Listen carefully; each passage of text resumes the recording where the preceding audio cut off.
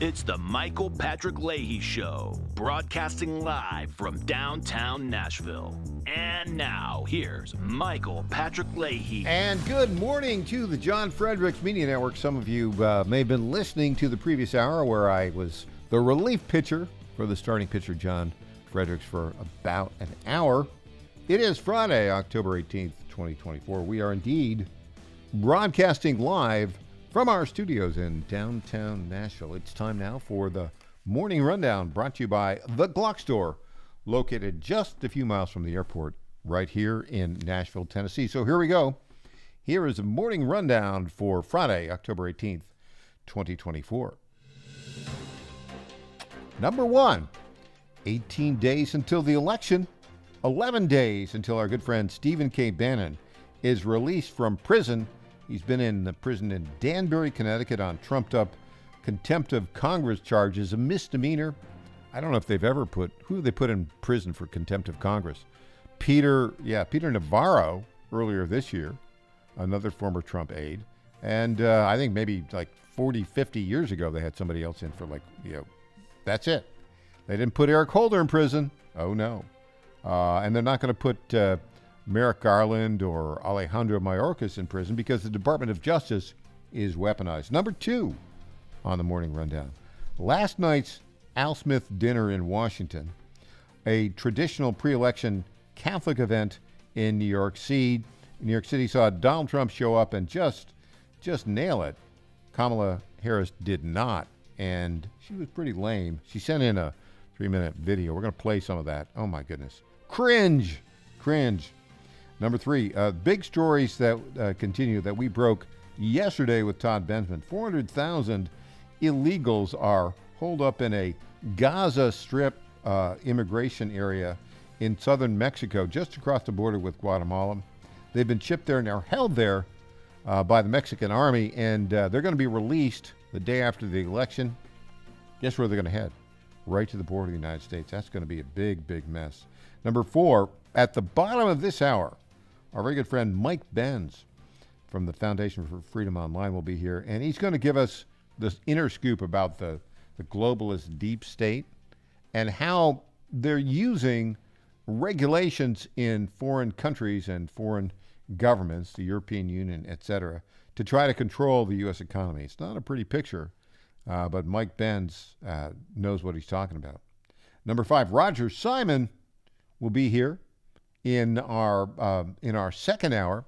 We'll talk about the killing of the leader of Hamas by the Israeli Defense Fund. And then finally, in the Tennessee bonus hour, Emily Evans, who's a leader of a group that's opposing Freddie O'Connell, mayor of Nashville's illegal transit plan referendum to raise taxes, will be here to explain how well that's going. So there you go. That is the Morning Rundown for Friday, October 18th, 2024. It's brought to you by our friends at the Glock Store. And now those of you, I know, because we had some callers in the last hour, I know we have got friends in California that are listening to. We had 3 callers from California in the last call.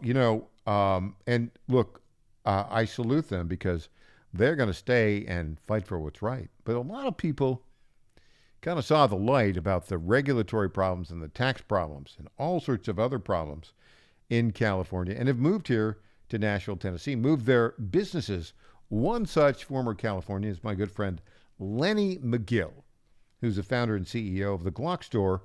Now, there's one retail location right here in Nashville, but you can, if you want to get Glock accessories and Glock parts, the number one provider of Glocks and Glock accessories in the United States of America is GlockStore.com on the web. So I was talking with Lenny the other day, went over and visited him at the Glock Store. Great place, by the way. It's where I went and learned how to shoot a gun and went to the great Shoot 270 ranges and got some excellent instruction. Anyways, we were talking. And he said, they have a service. They don't just sell products. They have a service that they offer called the 10-day red dot optic cut. So it allows you to mount almost any red dot optic directly to your Glock. Now, what's the 10-day thing? Well, you send you send your Glock in, and they will cut the red dot optic so that it fits your Glock. They've got all the machinery there to do that, and they get it back to you in 10 days. Now, Lenny showed me how they did it, and I was very impressed. And I asked if I could offer a deal to all of our listeners, you in California, you in Pennsylvania, you in Virginia, of course, here in Tennessee as well. Lenny told me they don't normally do discounts on this. It's so popular, they've already done over, wait for it, 11,000 slides that they've cut.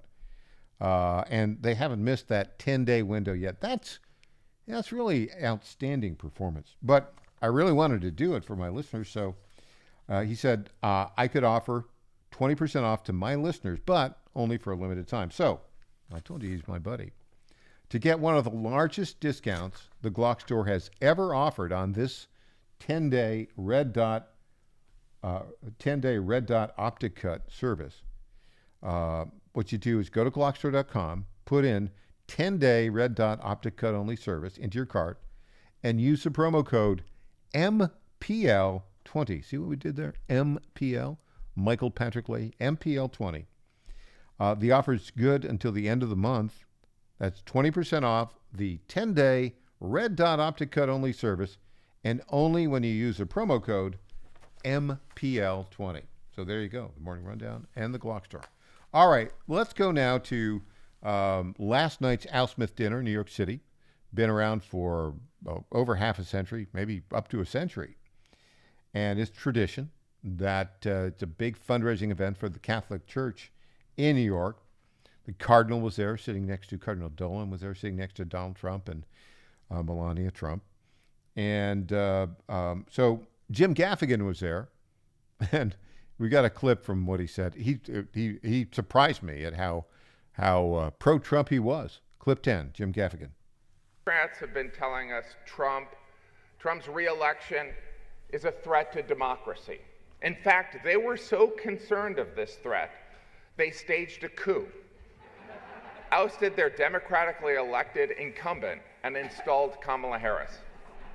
In other words, all her dreams have come true. Yeah, that was it really makes you consider the power of prayer, right, Cardinal? I think Sometimes prayers take 3.5 years and a George Clooney op-ed. He was pretty fun. I think Gaffigan's a Catholic. He's got like 5 kids. He lives in New York City. He talks all about his family. Okay, Donald Trump was on top of his game on the Catholic theme. Here we got clip 11. You got to listen to this. I must say I was shocked when I heard that Kamala was skipping the Al Smith dinner. I'd really hoped that she would come because we can't get enough of hearing her beautiful laugh. She laughs like crazy. We would recognize it any place in this room, and all polls are indicating I'm leading big with the Catholic vote, as I should be,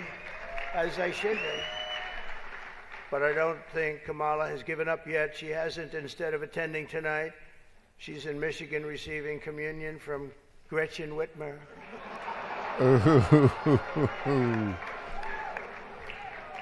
That's not a pretty sight. That was funny. All right, he's got another zinger in here. 2-1. Let's go with clip 12. You got to listen to this one. It's really funny.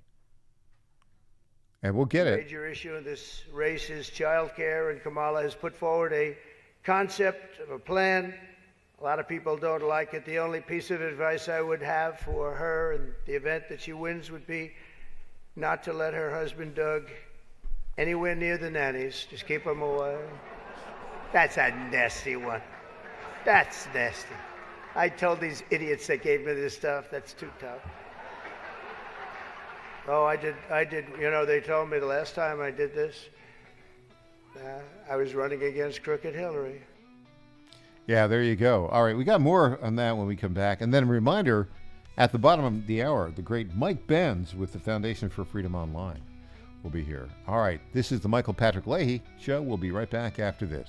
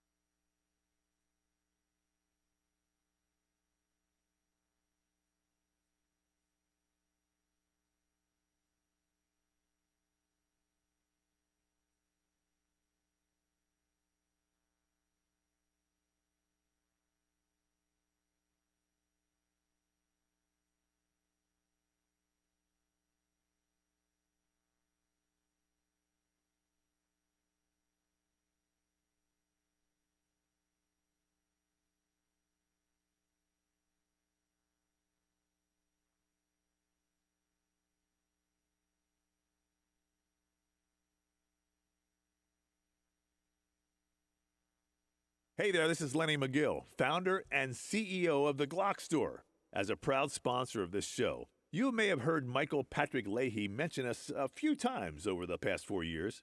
But today, it's me on the radio telling you how pleased we are to be associated with Michael Patrick Leahy and his dedication to the highest levels of professional journalism.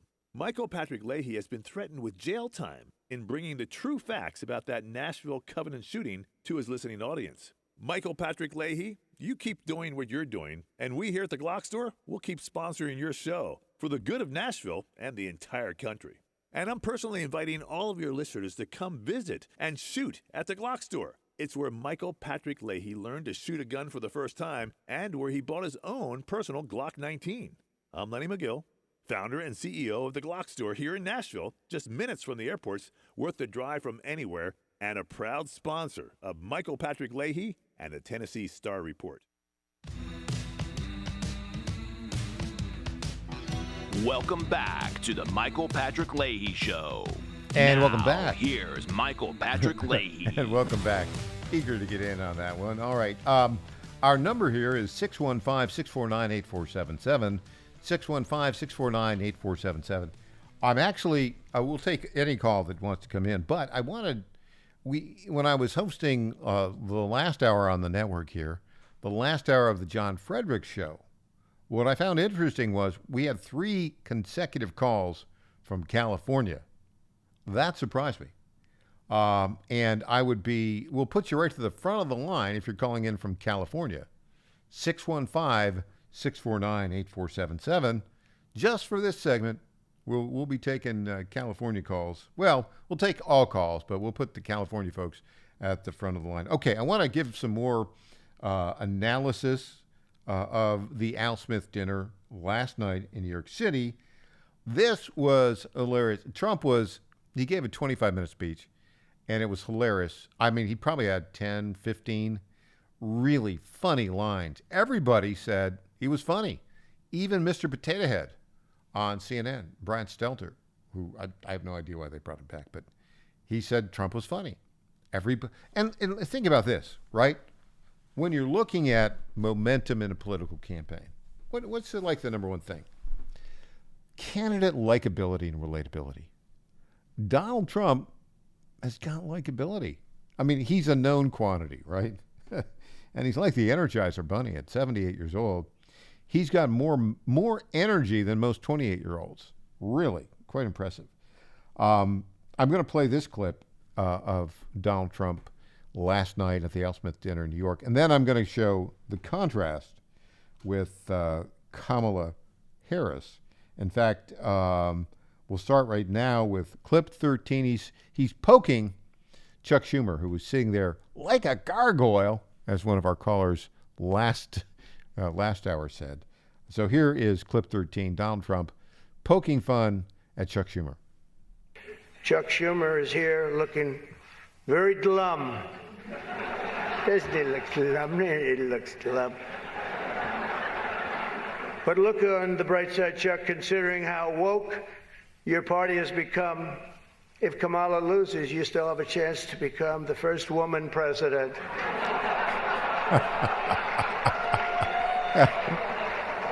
That was funny. And the way that's set up it's a big forum. And the way that is set up, you're speaking at the podium, and directly to the speaker's left is Chuck Schumer. And then to his left is Cardinal Dolan, a Catholic cardinal there.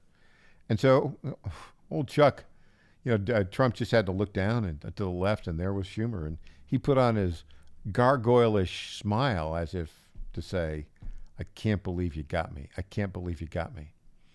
But, well done by Donald Trump last night. Now, in contrast, think about this. And Jim Gaffigan, the master of ceremonies there, said, okay, you're running for president. A huge percentage of the population in key swing states like Pennsylvania is Catholic.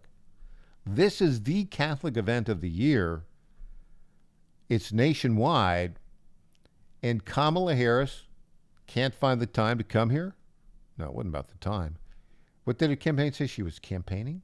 Are you kidding me? What was she doing? Was she knocking down a couple of adult beverages at some, at the Washington Naval Observatory where she lives in Washington, D.C.? I don't know. But it seems as if, from a political pragmatism point of view, if you could make a list of everything to do wrong, I think Kamala Harris and her team has basically done it. Now, so she doesn't show up there, but she puts together this, I don't know, like 3-minute video, and it was so bad, it was cringy. I heard, I didn't see, but I heard that the audience kind of booed after this came up there.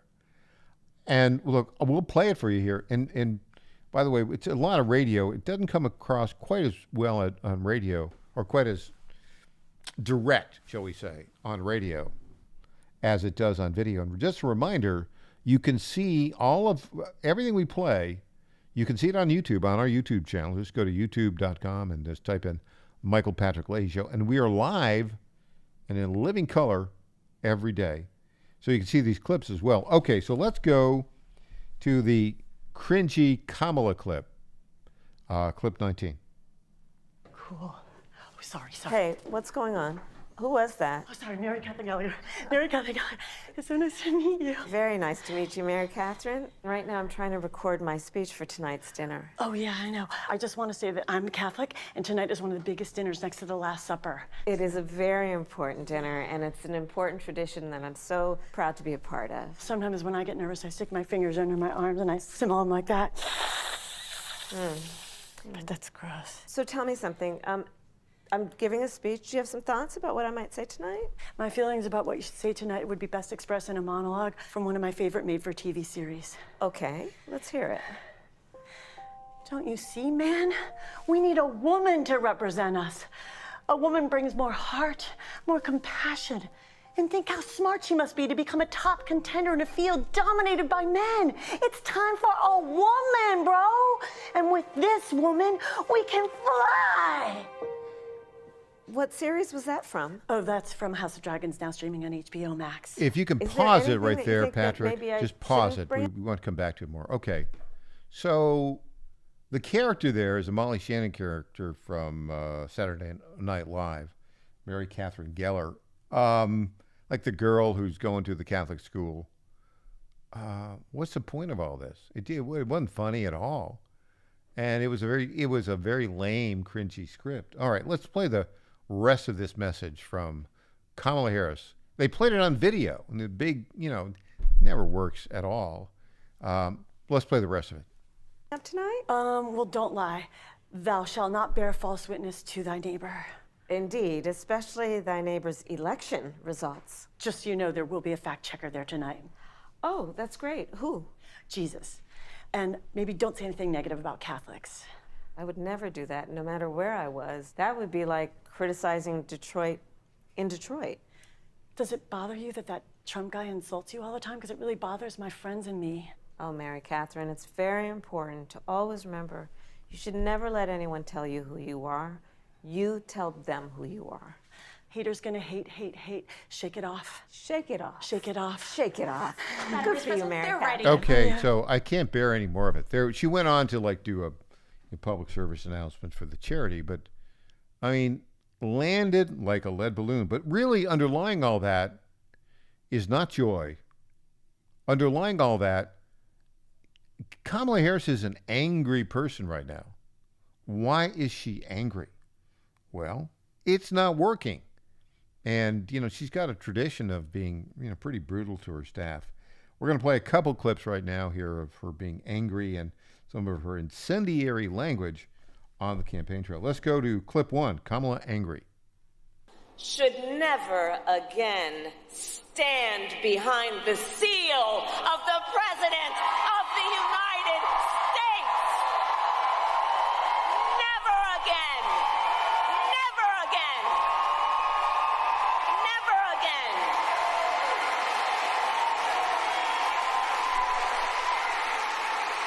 Okay, can you see the joy? I got my glasses on here for those of you on YouTube just for a second. I'm looking for the joy. I can't find it. And in fact, for those of you watching on YouTube, you can see the visual imagery. That is an angry looking face, and you can hear it. That's all she's got. You know, we did a count in that 25-minute interview she did with Brett Baer the other day. She mentioned Donald Trump 21 times. All right. Now she's going to mention him again, and this is what I call incendiary compliment. Clip 2. He said he will target and punish those who disagree with him or refuse to bend to his will. He calls these Americans the enemy within and says that he would use the American military to go after American citizens. Journalists whose stories he doesn't like. Nonpartisan election officials who refuse to cheat by finding a few extra votes for him. Judges who insist on following the law instead of following him.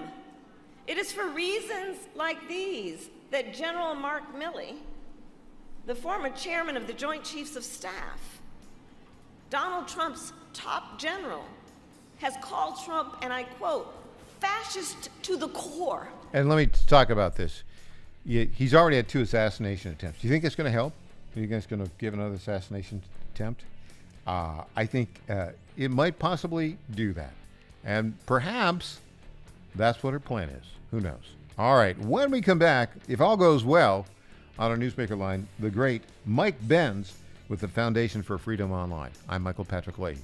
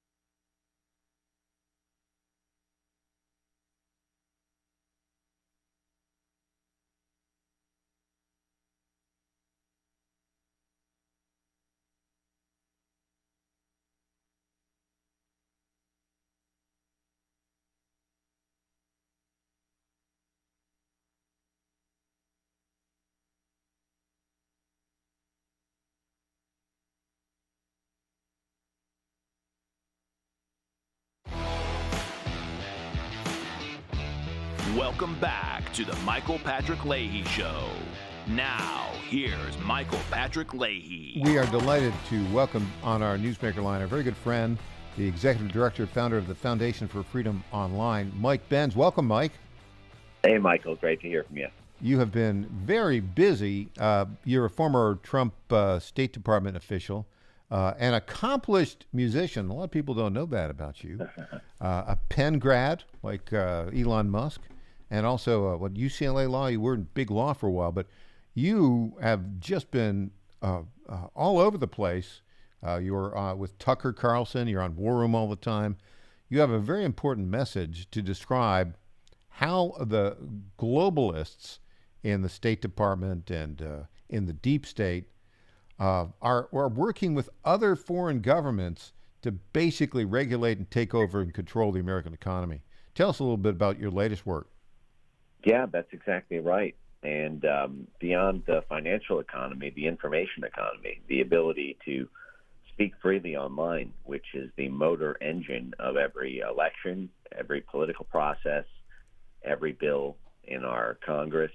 And effectively what happened was starting in 2014, but then really starting in 2016 with the events of Brexit and the Donald Trump election, our foreign policy establishment sought to change the rules of the road of the internet to stop social media speech that might support a populist candidate in the U.S. like Donald Trump, a populist candidate in the UK like Nigel Farage, a populist candidate like Matteo Salvini in Italy, or Marine Le Pen in France, or the Vox Party in Spain, or AfD in Germany, or Bolsonaro in Brazil. Basically, there was this worldwide problem, which was that the popularity of populists, that is, people who are opposed to the institutional consensus, essentially a ground-up, people-powered movement, were dominating on social media right as social media was becoming a more important determinant of election success than legacy media, because even the legacy media had to compete online. And the rise of citizen journalism, the rise of alternative news outlets was supplanting mainstream news. Mainstream news was becoming a dinosaur. Its revenues were tanking because it was losing market share to just all these new, civilian journalists and alternative news outlets. And so an operation went underway starting immediately after the 2016 election to create a worldwide censorship octopus spearheaded by the U.S. State Department and the UK Foreign Office to get country after country around the world to pass domestic censorship laws to prohibit the ability of social media platforms to allow pro-populist speech in their region.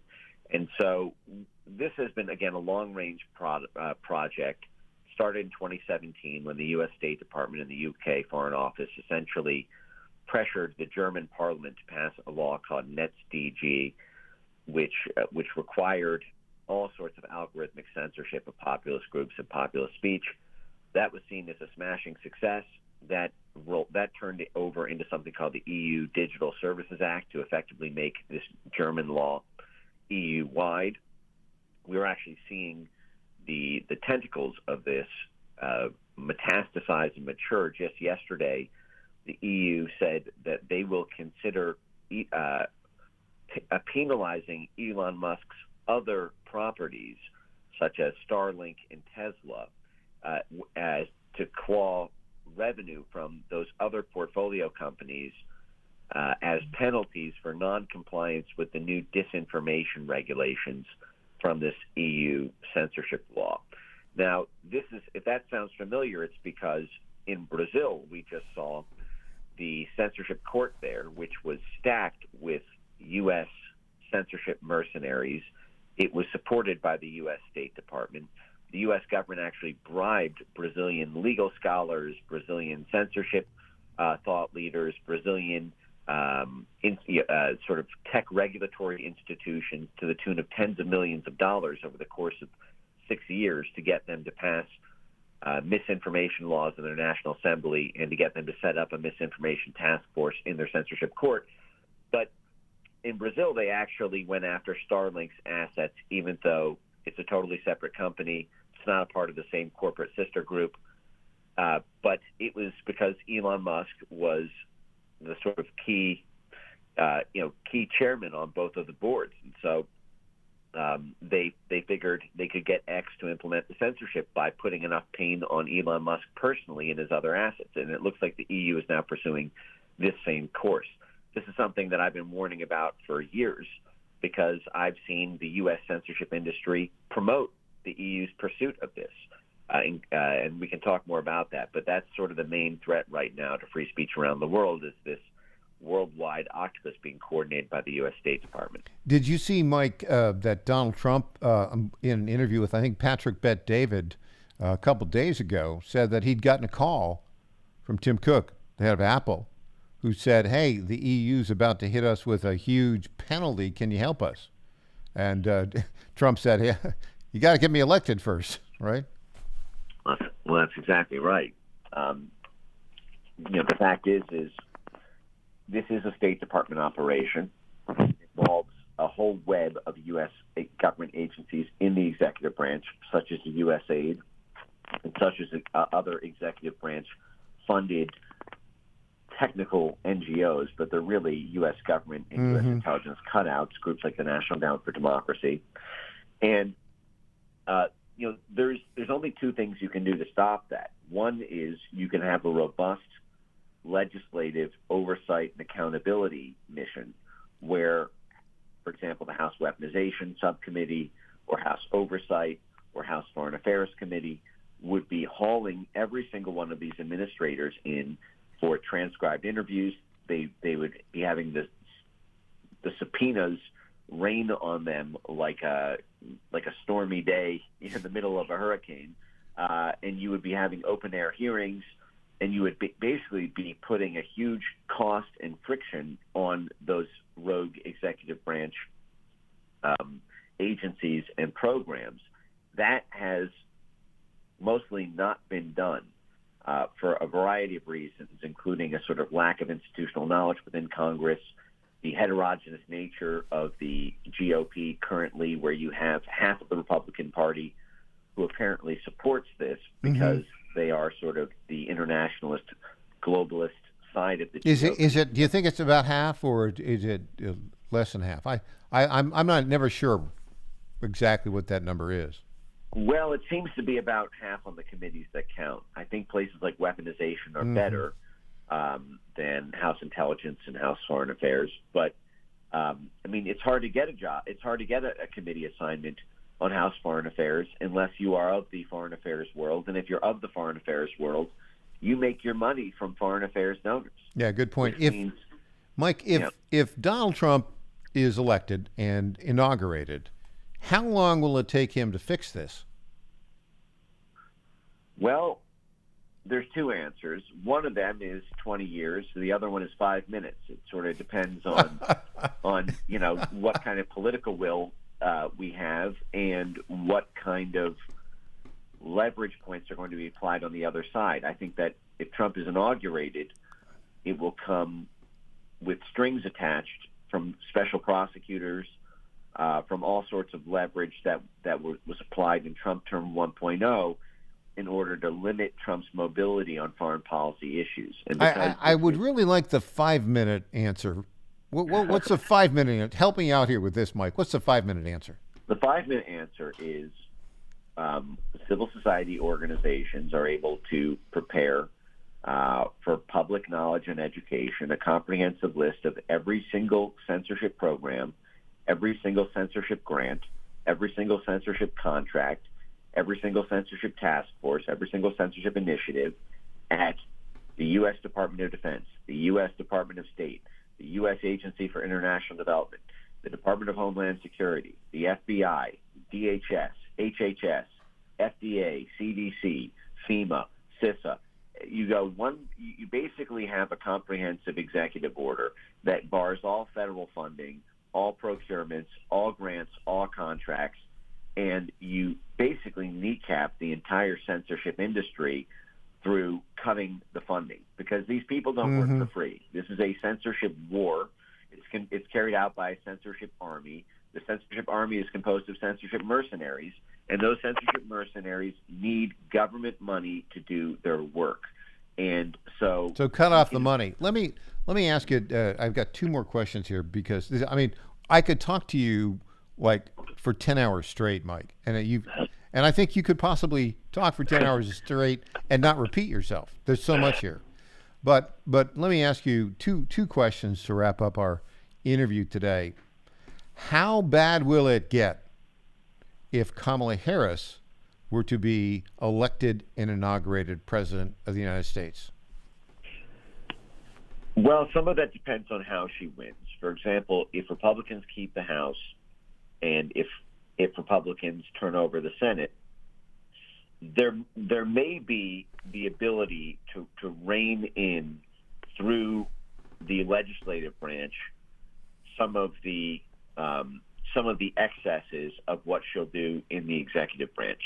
Of course, the issue is if Kamala takes the helm at the executive branch, that means she also takes helm over the Justice Department and pretty much everything, all the enforcement and accountability mechanisms that Congress has depend on the Justice Department actually honoring what's done by Congress. And we've seen really for the first time in U.S. history in the past 4 years that they've gone completely rogue.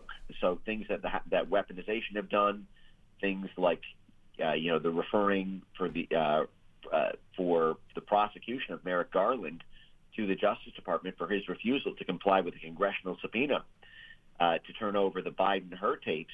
The Justice Department said, you know what, actually, he's our boss. We're not going to, so basically it's a get-out subpoena free card because the only way to enforce a violation of law is by having the executive branch law enforcement system honor the congressional action, which they're simply not doing. And so, having the Justice Department has emerged as the single most important plot of dirt in all of Washington. So they're a key element to it. I have a last question. We got a little bit over a minute for you. Are you ready? It's a bit of a curveball. If we were to have on the phone right now Donald J. Trump, and he were to say to you, Mike Benz, I need you to fix this problem. Will you come in and help me? Where do I put you? What do you do? What would your answer be to that, Mike Benz? I would say give me 5 minutes and we'll knock this thing out. All right. So you would say yes? Yes. I would serve any president who wants to take this on. I would serve Bobby Kennedy. I would serve Tulsi Gabbard. I would serve Donald Trump. To me, this is not a partisan issue. It is manifested as such, as a matter of tactics. And you're exactly right about that, Mike Benz. By the way, you're on X, formerly Twitter, Mike Benz Cyber. You're up to 459,000 followers. I think like 6 months ago you were like 120,000. So skyrocketing. The message is spreading. The message is spreading, and you are the best communicator on this topic in the history of the country. Mike Benz, thanks for joining us today. Thank you for everything you're doing too, Michael. All right. Appreciate it, my friend. Hey, we'll be back. We're going to hear from Elon Musk in some clips after this.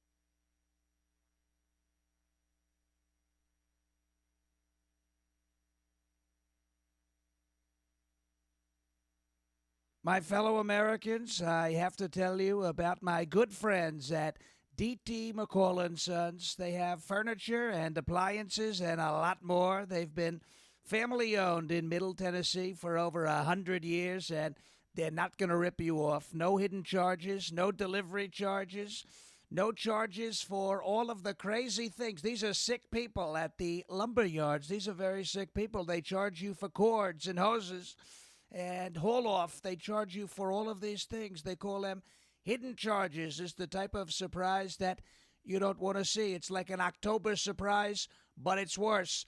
D.T. McCall & Sons, they're not going to do that. They're great people. They're going to give you a great deal.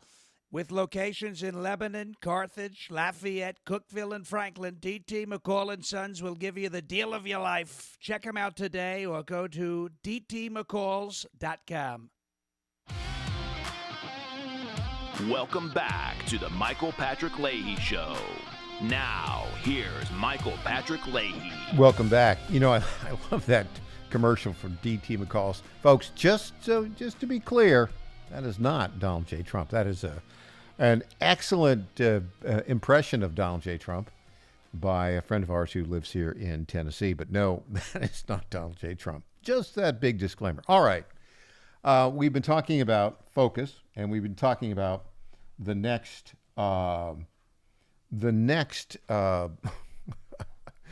18 days between now and Election Day. And I got to talk about Elon Musk. That guy is something else. He's got to be the most effective person in the world right now. And the guy manages his time so well. You know, you've heard people talk about Elon as sort of the modern Benjamin Franklin, and I think he kind of is. I mean, he's got X, formerly Twitter. I mean, without his purchase of X, formerly Twitter, I don't think we'd have free speech in America much anymore. Then you've got the Starlink internet connection and SpaceX and Tesla. I mean, and he's got his AI. This guy is something else. But I'll say this about him. He understands where the world is right now, and he understands where the pressure point is. He said, if we don't win this election, it's over. And what do we need to do to win this election? We need to win Pennsylvania. Where is he right now? He put $75 million into a super PAC to do door-to-door activities. And where is he? He's in Pennsylvania. We've got a couple clips of him on his tour of Pennsylvania. Let's go with clip 5. Here's Elon Musk. And I think the things we all want are simple, sensible, I think common sense things. You know, we obviously want secure borders. We want safe cities. You know, sensible spending, so that we don't have crazy inflation. We want freedom of speech. We want the Constitution to be upheld. And you know, I'm being told at times that these are like right-wing values. I'm like, are you insane? This is literally the fundamental values that made America what it is today.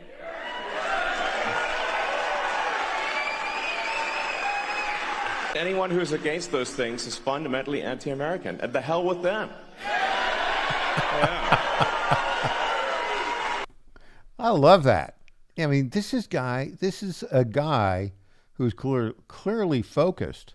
By the way, we mentioned the comparison to Benjamin Franklin. Look, great scientist, great engineer, great entrepreneur.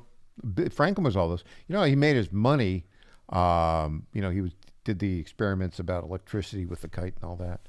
He made his money on that. But he also made a lot of money. He was the first guy during the colonial years. He set up sort of postal franchises and did a very good job of running the post office in the colonial period. That's where he made most of his money. And as a printer. So, you know, a practical guy. I love that about Elon Musk. He's got a unique perspective about what the world looks like and what the election's really about. Here we go, clip 6, Elon Musk in Pennsylvania yesterday. So who is it that's behind him? We know Obama, okay, but Obama... I mean, I'm just as curious as you are. You know, it is as far as I can determine, there isn't any one sort of puppet master. It's more like there's 1,000 or, I don't know, a lot. So, But I mean, I'd like to talk to them to understand more about, listen, what are your goals, puppet masters? I'm just curious. I mean, maybe I agree with some of them. It's possible. But it's just obvious that Biden's not in charge. It's obvious that Kamala's not in charge. I mean, they just replaced the Biden puppet with the Kamala puppet. Very obviously. And it's, you can tell, like, if the teleprompter stops working, then the puppet breaks. And it's like, oh. the puppet just starts looping because the teleprompter broke. I don't have a teleprompter. I can just talk like a normal human. So I mean, I think it's not, from what I can tell, it's not one puppet master, it's many, but, interesting to see the crossover between the Epstein client list and Kamala's puppet masters. I bet there's a lot of names that appear in both lists. There's a guy who's having fun. We're going to wrap it up with clip 3 of Elon Musk. I'm a technologist. I know a lot about computers, and I'm like, the last thing I would do is trust a computer program, because it's just too easy to hack. It's too easy to add just one line, and it's really difficult to hack paper ballots. So, in-person voting with proof of with ID, which, by the way, every country has. I mean, like almost every country that has democratic elections requires in-person voting with voter ID. This is weird. It's super weird to not have that. I think that's the only way to effectively address fraud. Given that we are today, I think we just need a very big margin of victory. And boy, is he right. Look, I like Elon. He's really funny. He's really smart. He also has a very colorful personal life. We're talking about Benjamin Franklin. Benjamin Franklin was well known to have a number of female friends. Well, Elon Musk, he's got like 3-4 wives, lots of girlfriends, 12 kids. There's a guy who, knows how to enjoy his life. Let's put it that way.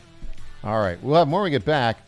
We'll be joined in studio by Roger Simon.